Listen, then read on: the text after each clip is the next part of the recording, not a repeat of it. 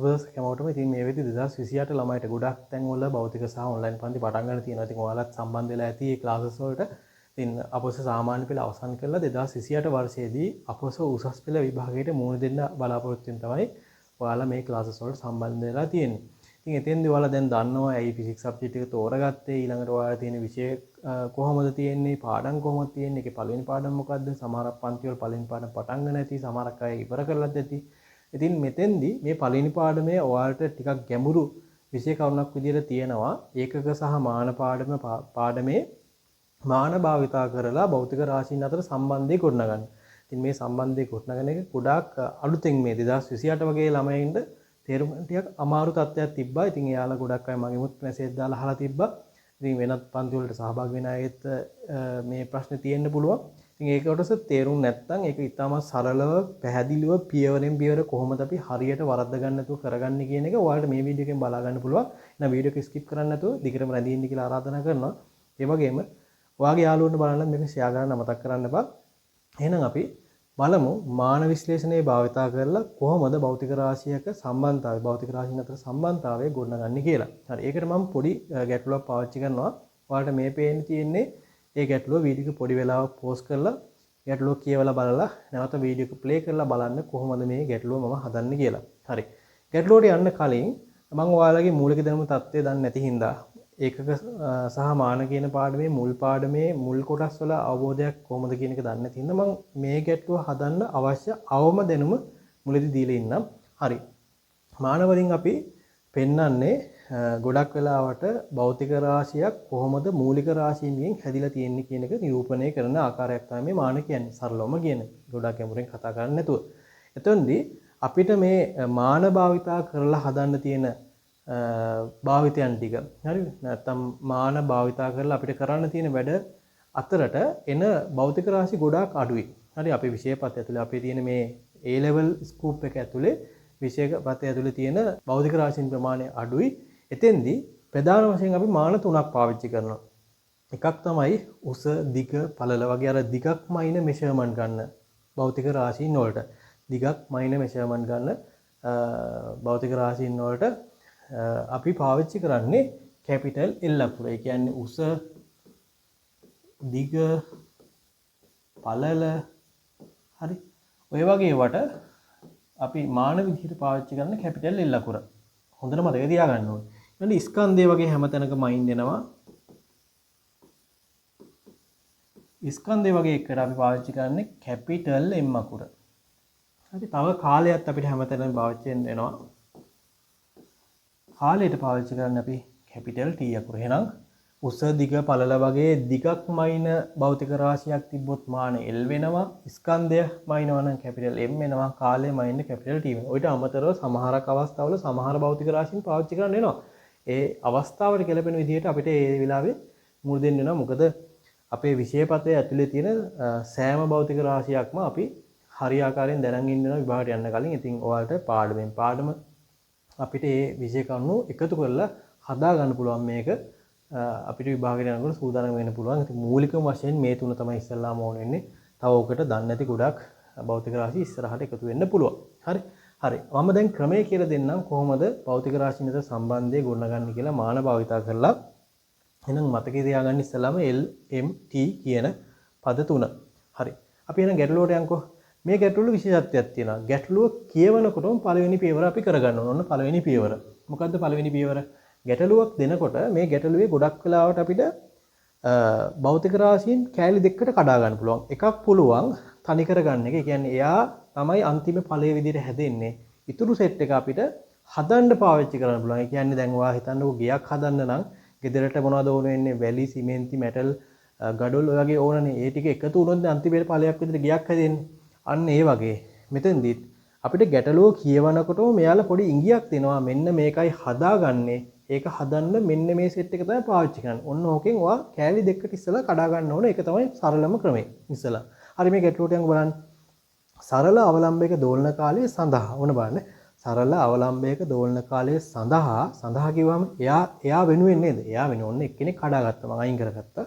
සඳහා අවලම්බයේ ස්කන්ධය, අවලම්බයේ දිග, ගුරුත්ව ත්වරණය යන රාශීන් අතර සම්බන්ධය සොයන්න. එතකොට බලන්න අවලම්බේ දෝලන කාලේ සඳහා කිව්වනම් එයා තමයි හදාගන්නේ. එයා හදන්න කවුද ගන්නේ? අවලම්බේ ස්කන්ධය, ගුරුත්ව ත්වරණය, අවලම්බේ දිග. එහෙනම් ඒ තුන් දෙනා හදලා එකතු වෙලා තමයි අරය හදන්නේ. හැබැයි අපි තාම දන්නේ කොහොමද කොච්චර ප්‍රමාණයකින්ද මේ කට්ටිය දායක වෙන්නේ මෙයා හදන්න කියන එක. හරි. ඉස්සෙල්ලාම ඔයා කරන්න ඕන පළවෙනි දේ තමයි ගැටලුව කියවලා මේ දෙගොල්ල වෙන් කරගන්න ඕන. T කියන එකනාගේ මම පෙන්නනවා අවලම්බේ දෝලන කාලේ. ඊළඟට අවලම්බේ ස්කන්ධය සිම්පල් M, අවලම්බේ දිග සිම්පල් L, ගුරුත්ව ත්වරණය සිම්පල් G. ඔන්න මම කැලි දෙකකට කඩාගත්තා. ඕක තමයි පළවෙනිම වැඩේ. දෙවෙනියට මොකද කරන්නේ? දෙවෙනියට මේ කැපිටල් T එහෙම නැත්නම් අවලම්බේ දෝලන කාලේ හදන්න ස්කන්ධයේ ගුරුත්ව ත්වරණය ඊළඟට අපි කතා කරන අවලම්බේ දිග කොච්චරක් වැය වෙනවද කියන අපි දන්නේ. ඉතින් මේක අපිට ගාන හදන්න පොඩි උපකල්පනයක් කරන්න ඉස්සරහට යන්න. එතකොට අපි දන්නේ මෙයාගෙන් M ගෙන් කොච්චරක්ද L ගෙන් කොච්චරක්ද G ගෙන් කොච්චරක්ද කියලා දන්නේ නැහැනේ. දන්නේ නැති එක නිරූපණය කරන්න අපි දන්නේ නැති අකුරක්ම පාවිච්චි කරනවා. හරි. එතෙන්දී වාට මේ තුන් දෙනා වෙනුවට ඒ තුන් දෙනා හැර වෙන කවුරු හරි තුන් දෙනෙක් පාවිච්චි කරන්න පුළුවන්. ඇයි එහෙම මම වෙන කට්ටිය ගන්න කියන්නේ? දැන් මෙයාලම තියෙන තැන මෙයාලම අකුරු දාගත්තොත් එහෙම අපිට පැටලෙන්න පුළුවන් නේ. දැන් M තියෙන තැනම බලයක් විදිහට M ගේ තවත් M එකක් දෙමුත් කොයි Mද කියලා මේක තේරුම් ගන්න බෑනේ. අන්න ඒකයි මම කියන්නේ මේ තුන් දෙනාට හැර වෙන අකුරු ටිකක් පාවිච්චි කරනවා. ගොඩක් කරලා සිම්පල් අකුරු තමයි මේකට පාවිච්චි කරන්නේ. හරි. ඒතකොට අපි නිකන් හිතමු M ගේ x ගේ x වෙනි බලයක්. හරි. M ගේ x වෙනි බලයක් මේකට පාවිච්චි වෙන්න පුළුවන්. හරි. L ගේ y වෙනි බලයක්. දන්නේ නැහැ. හරි. G ගේ z වෙනි බලයක්.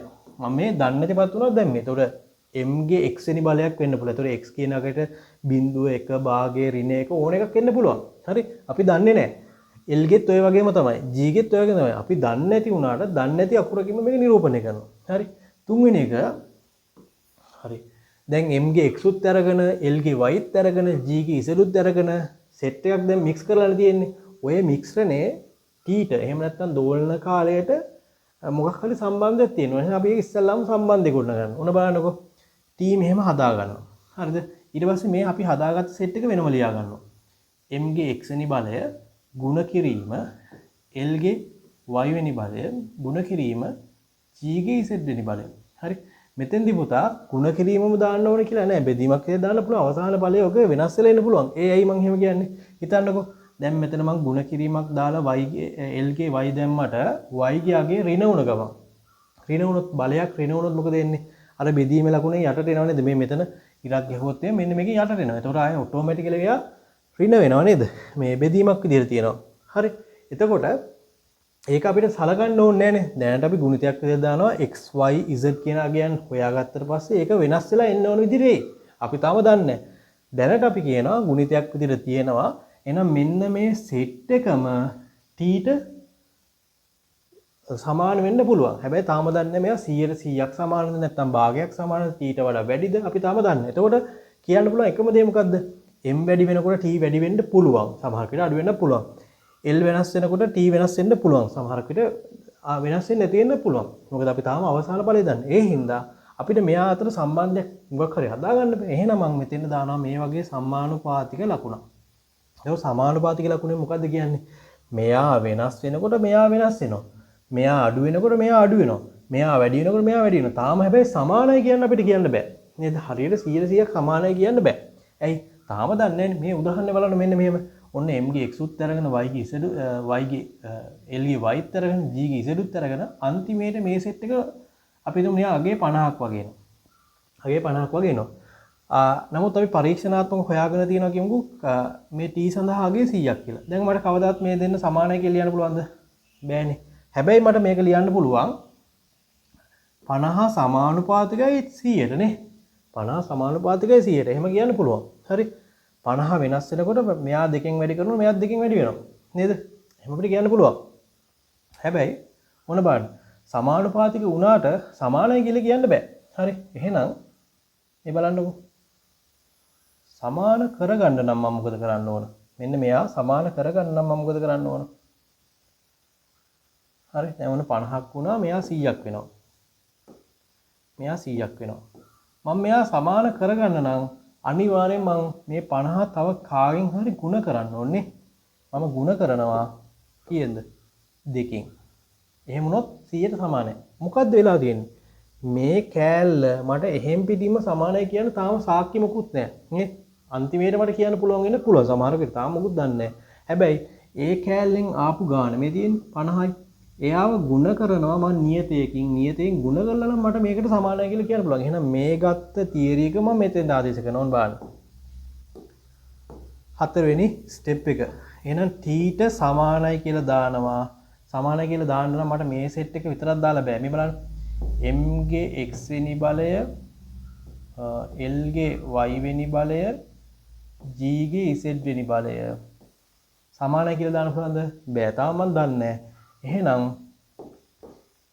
මට සිද්ධ වෙනවා එයාට ඉස්සරයි මේ වගේ දෙකේ ඉලක්කම දැම්මා වගේ මම තාම දෙකද තුනද භාගෙද දන්නේ නැති හින්දා ඒකටත් දන්නේ නැති අකුරක් මම පාවිච්චි කරන්නේ. මෙතෙන්දි මම පාවිච්චි කරනවා කැපිටල් අකුරක්. මෙතෙන්දි නියතයක් මම මේක පාවිච්චි කරන්නේ.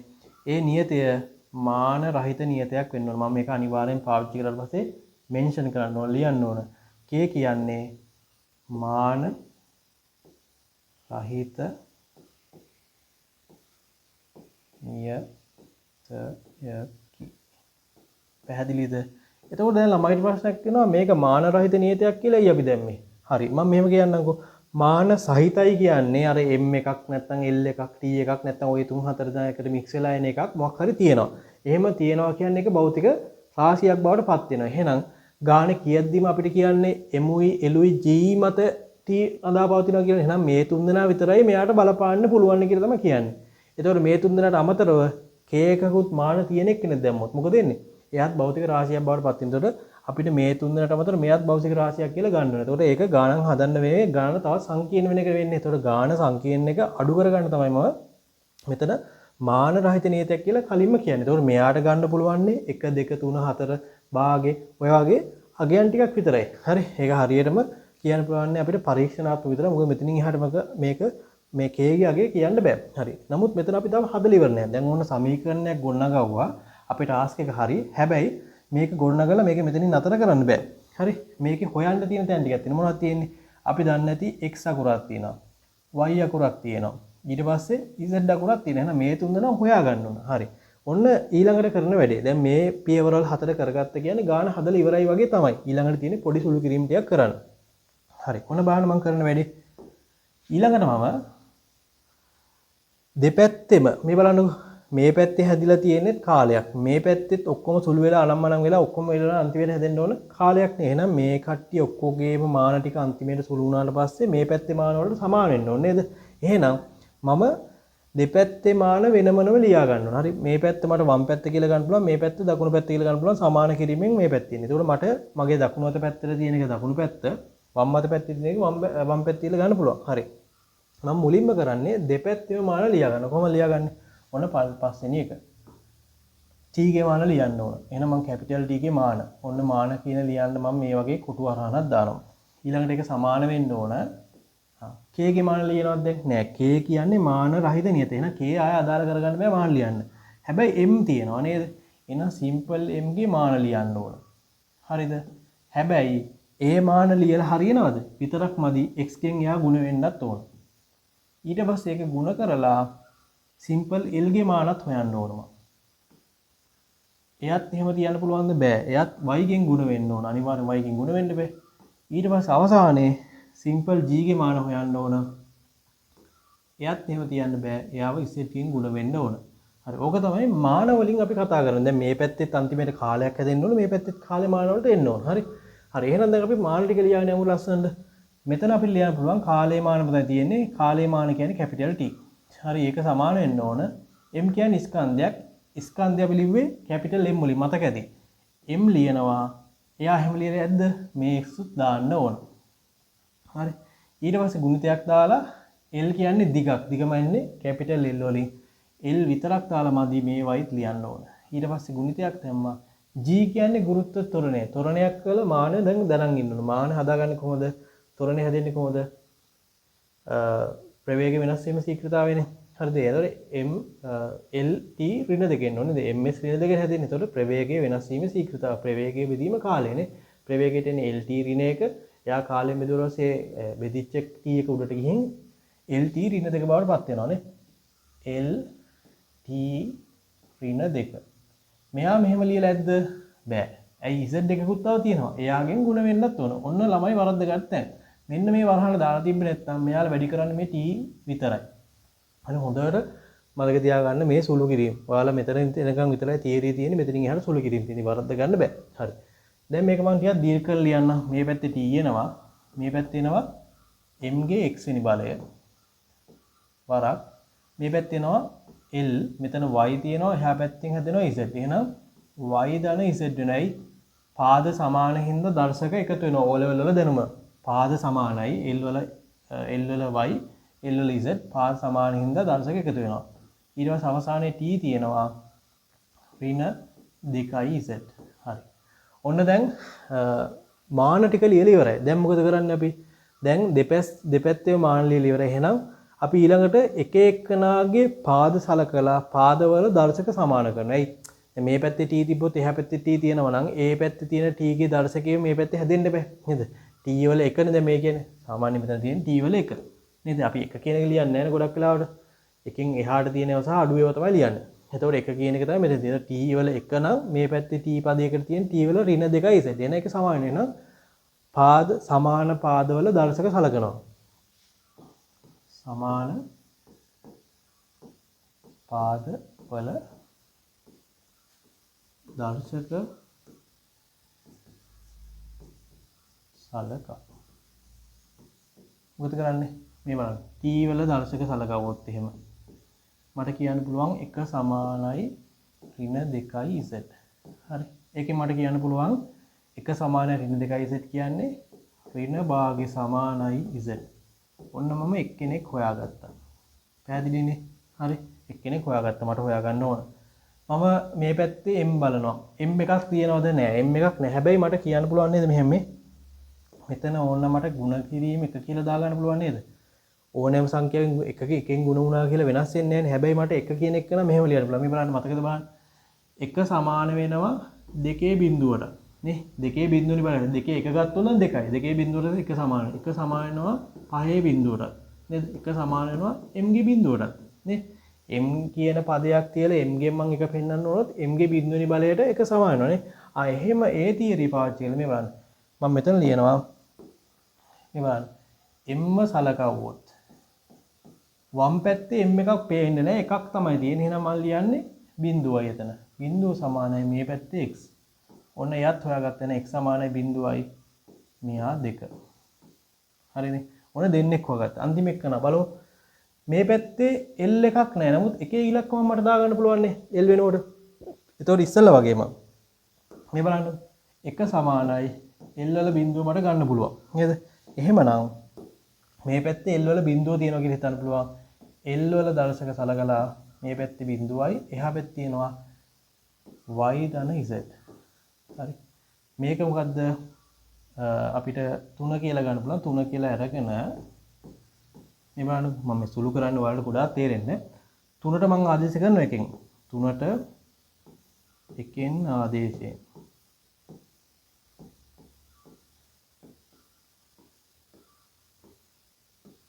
මොකද වෙන්නේ? එක කියන්නේ z කියන්නේ ඍණ භාගය. එහෙනම් මෙතෙන් ආදේශ කරනවා.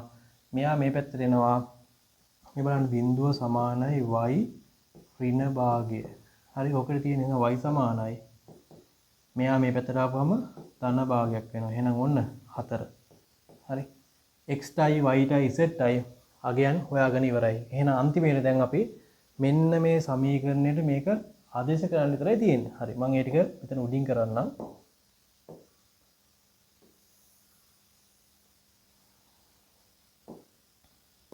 හරි. අපේ සමීකරණේ තියෙන්නේ t සමානයි k වාරයක් m වල x වෙනි බලය. x කියන්නේ දැන් කීයද? බිඳුවයි. m වල බිඳුවෙනි බලය. l වල y කියන්නේ ධන භාගයෙනි බලය. g වල z වෙනි බලය. z කියන්නේ ඍණ භාගය. හරි. භාගයෙනි බලය කියන්නේ ඔයාලා දන්නවා. වර්ගමූලය නේද? ඍණ වැටුනහම ඉරෙන් යට එනවා නේ. ආයෙත් මට මේක ලියන්න. m ගේ බිඳුව කියන්නේ 1යි. 1යි ලියන්න ඕනේ. එහෙනම් මට ලියන්න මේ t සමානයි k වාරයක් L වල මූලය බෙදීම G වල මූලය නේ. ඔක අපිට ලස්සන කරලා දෙන මේ k සමානයි වර්ගමූල දෙන්නටම තියෙන දෙන්නටම දාලා L යට G. හරි. එහෙනම් ඔන්න අවසාන සමීකරණය අපිට ගන්න පුළුවන් කොහොමද? අවසාන සමීකරණය මට එනවා දෝලන කාලයේ t සමානයි k වාරයක් වර්ගමූල L යට G. හරි. ඔන්න මම අන්තිමේට මාන විශ්ලේෂණයෙන් සම්බන්ධතාවය ගොන්නගලු. හරි. පරීක්ෂණාත්මක කේට අගයන් අපිට හොයාගන්න පුළුවන්. නමුත් මෙතෙන් දෙනකන් විතරයි ඔයාලට මාන විශ්ලේෂණයෙන් හදන්න පුළුවන්. ඒතකොට පැහැදිලිනේ මම කරපු දේවල් ටික. ඉස්සල්ලාම සමීකරණය ගාන කියවලා සමීකරණයේ දෙපැත්තට එන්න ඕන ටික බෙදාගත්තා. දෝලන කාලේ එක පැත්තට ඉතුරු සෙට් එක එහා පැත්තට. ඊට පස්සේ එයාලා කොච්චරක් එයිද කියලා දන්නේ නැති හින්දා අඥාත පද ටිකක් x y z කියලා දාලා එයාලගේ අගයන් ටික වෙනම හදාගත්තා. ඊට පස්සේ t සහ අනිත් සෙට් එකත් එක්ක සම්බන්ධයක් හදන්න මම සමානුපාතික ලකුණක් දාගත්තා. සමානුපාතික ලකුණ අයින් කරන්න නියතයක් දාගත්තා මාන රහිත එකක්. හරි. ඊට පස්සේ දෙපැත්තෙම අන්තිමේට හැදෙන්න ඕන එකම රාශීන් හින්දා එක පැත්තක දෝලන කාලේ එහා පැත්තේ සුළු වෙලා වැඩි වෙලා බෙදිලා ඔක්කොම කළා ආයෙත් ඒ රාශියම හැදෙන්න ඕනේ. ඒක පදනම් කරන දෙපැත්තේම මාන හෙව්වා. මේ මාන හොයනකොට විශේෂම දේ තමයි ළමයි වරද්ද ගන්නේ. ඒ අදාළ බලයෙන් ಗುಣ කරන්නේ. අදාළ බලයෙන් ಗುಣ කරන්නේ. මේ බලන්නකො. මේ z ගේ මේ සමහරක් ළමයි t විතරයි වැඩි කරන්නේ. l වැඩි කරන්නේ නැහැ. ඒකට හරියටම මාන ටික ලියාගත්තා. ඊට පස්සේ සමාන පදවල දර්ශක සලකනවා. මොකද දෙපැත්තෙම පද තියෙනවා. එතකොට මේ පැත්තේ තියෙන පද ටික එහා පැත්තේ තියෙන්න ඕන. ඒක හැංගිලා තියෙන්න පුළුවන් එක විදිහට තිබ්බොත් ඒ තියෙන පදේ බිඳුනි බලය තමයි තියෙන්නේ. ඒක ළමයි අමතක කරන එක. ඒකට ඒ විදිහට සලකලා මම දන්නේ නැති පද තුන අපි දාගත්තේ x y z කියන එක. සමහරක් ළමයිට a b c කියලා දා ගන්න පුළුවන්.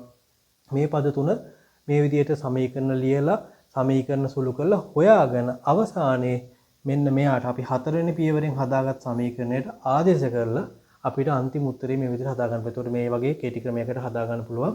මේ භාගවිනි බලය ඍණ බලය ආවම ඒක අර තර්කානුකූලව භාගයයි කියන්නේ වර්ගමූලය ඍණාව කියන ඉරෙන් යට ඒ ටික දාලා අවසාන සමීකරණය ගොන්න ගන්න පුළුවන්. එතෙන්දී ඔයාලට මේ වගේ මාන රහිත නියතයේ අගය හොයන්න බෑ. මාන විශ්ලේෂණයෙන් මේක හොයන්න ඔයාලට පරීක්ෂණයක් පාවිච්චි කරන්න වෙනවා. සමහරක් වෙලාවට ඒ පරීක්ෂණයත් මේ ගැටලු ඉස්සරහට ටික වෙන්න පුළුවන්. හරි ඔයාලා ප්‍රැක්ටිකල් තියෙනවා. හරි එහෙනම් මම හිතනවා ඔයාලා හැමෝටම දැන් මාන විශ්ලේෂණයේ තියෙන මාන භාවිතා කරලා භෞතික රාශීන් අතර සම්බන්ධය ව්‍යුත්පන්න කරන එක ඉතාමත් සරලව පියවරෙන් පියවර කොහොමද කරන්න කියලා තේරෙලා ඇති. කාටද ප්‍රශ්නයක් තියෙනවා පල්ලෙහා කමෙන්ට් සෙක්ෂන් එකේ කමෙන්ට් එකක් දාන්න. මේක ඔයාලගේ යාළුවන්ට බලන්න ෂෙයා කරන්න. එහෙනම් හැමෝටම සුබ දවසක්. තවත් ලස්සන විෂය කරුණකින් ඉස්සරහට හමු වෙමු.